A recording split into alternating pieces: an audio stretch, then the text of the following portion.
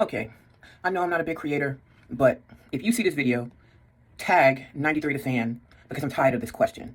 I think Ken in the Lima show asked the same question, and then another guy, I forget his name, and it's not disrespect, I just don't know the Cleveland media like that, asked the same question, and I want to debunk this narrative before it even gets started.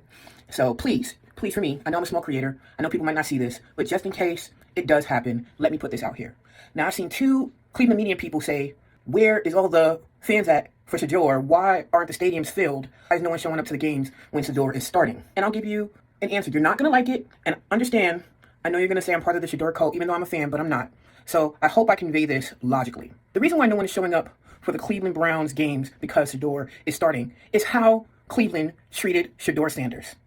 As someone who was a Shedeur fan from the time watching him from high school all the way through college to the NFL, all we had was hope for Shedeur Sanders. We hoped he would go 1-2, and if he did that, hoped he'd be on a good team and get them somewhere early. That was the hope. Then he started to slide. And yes, we were there with him as he slid. When Cleveland drafted Shedeur, all of Shedeur's fans were happy that he at least got drafted and didn't get snubbed. We were happy for that. But we understood his position in the draft. He was a 5th round pick, even though we all knew that he wasn't a 5th round talent.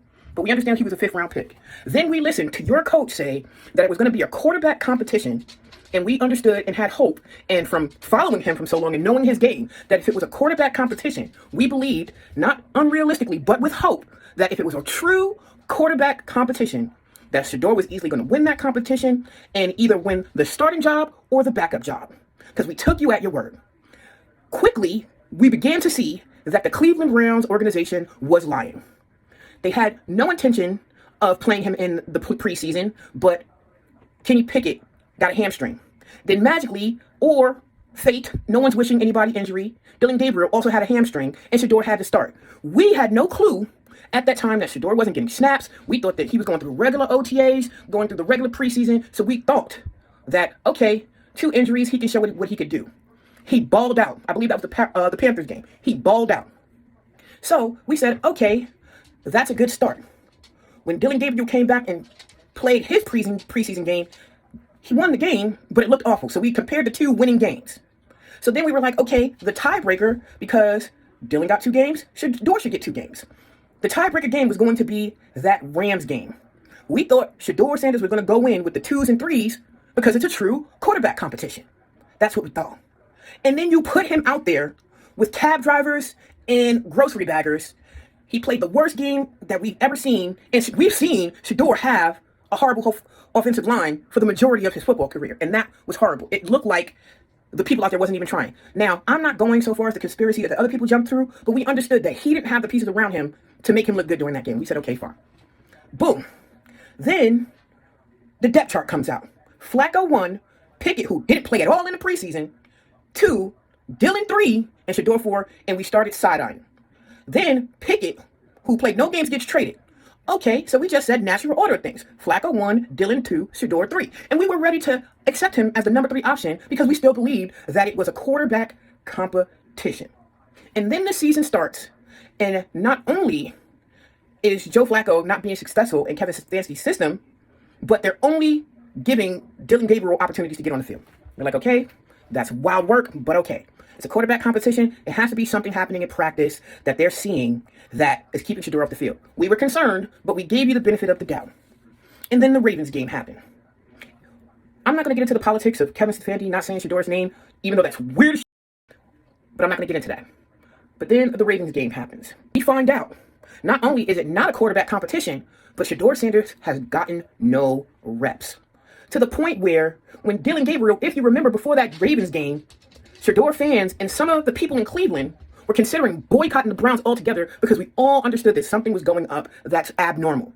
I'm not jumping out the window and saying the things that other people say, but we understood something abnormal was going on. Understood it. So then to find out, when we're on the verge of boycotting, like the day before we're going to boycott the Browns, magically, if for real or not, if it was real, I wish the young man nothing but health, but magically, Dillon Gabriel has a concussion, Shedeur goes in the game, excitement goes up. Then we look at the play on the field. Linemen blocking each other. Wide receivers who can't get open. So we clearly see that Shedeur has no support around him. So now it's leaning more into the sabotage conspiracy theory lane, which I won't all the way to jump in. But this is what I'm going to tell you now.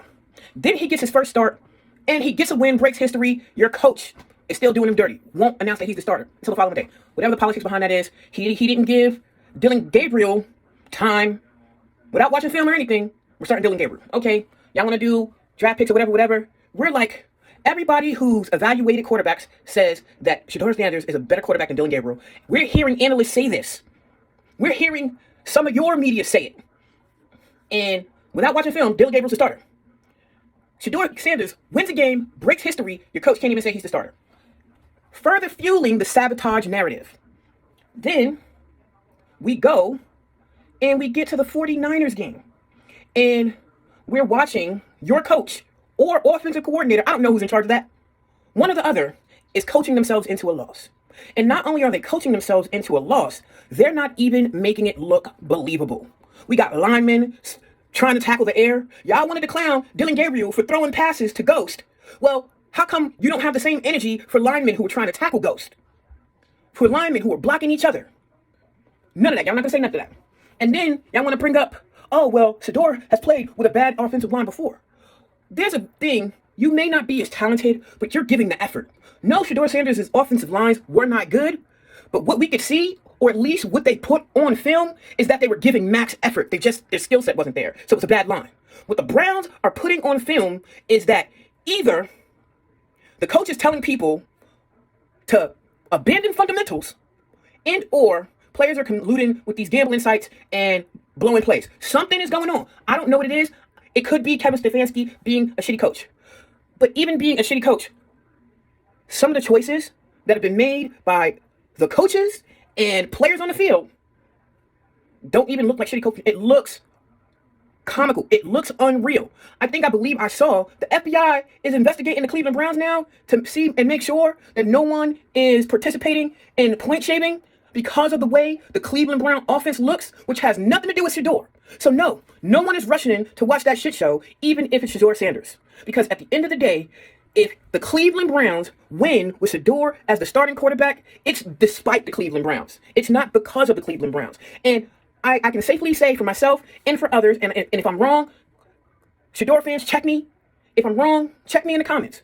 But we're not going to line the pockets of a team who are either one, sabotaging their rookie quarterback, which y'all scoff at, or two, don't have the coaching skill set to handle a first-round quarterback, or three, just don't know what they're doing. Because what the fear now is Shedeur going to make it to the end of the season uninjured because of this offensive line. So you want to know why people are not coming to the games? That's why. Thank you for coming to my TED Talk.